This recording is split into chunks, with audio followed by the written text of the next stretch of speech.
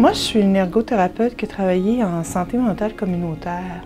C'est sûr que mes travaux de recherche ou mon expérience clinique que j'ai amenée au programme était dans le domaine de l'ergothérapie en santé mentale ou plus largement de la réadaptation psychosociale. J'ai refondu des cours de premier cycle en collaboration avec mes collègues. C'était un travail collégial avant d'offrir les cours que je devais offrir en quatrième. Les deux cours que j'avais à offrir en quatrième étaient à l'extérieur de mon champ d'exercice, mon champ de pratique. Donc, il a fallu que je m'accapare un champ qui n'était pas le mien. Alors, on a essayé plein de choses. D'une part, pour accompagner le raisonnement clinique des étudiants, mais aussi pour asseoir certains savoirs. L'apprentissage par investigation à cet effet-là est assez intéressant. Les étudiants développent des wikis sur des sujets donnés qui peuvent traîner avec eux, ce qui nous permet de couvrir beaucoup plus de sujets, puis de leur créer une banque d'outils qu'ils vont pouvoir utiliser et investir dans plusieurs problèmes et dans leur pratique, j'espère.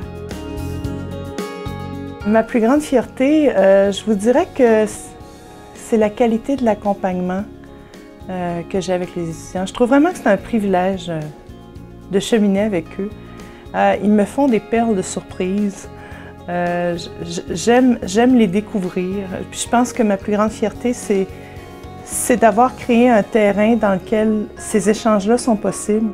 Ils savent que j'attends beaucoup, mais ils savent aussi que je suis aussi là pour les entendre et travailler avec eux, puis que je suis ouverte aux commentaires. Si on veut former des professionnels de la santé qui vont réinstaurer un peu d'humanité dans nos établissements de soins, il faut s'intéresser à leur humanité. Puis je pense que c'est mon Stradivarius. C'est là-dessus que je fais des gammes. C'est vraiment ce que j'aime le plus.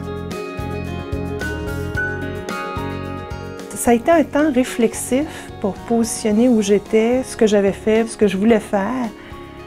Je crois que c'est ça que j'ai le goût de retenir. Toutes ces marques de reconnaissance qui ne sont jamais dites au quotidien, mais qui apparaissent quand on fait cette démarche-là, sont un formidable moteur pour continuer.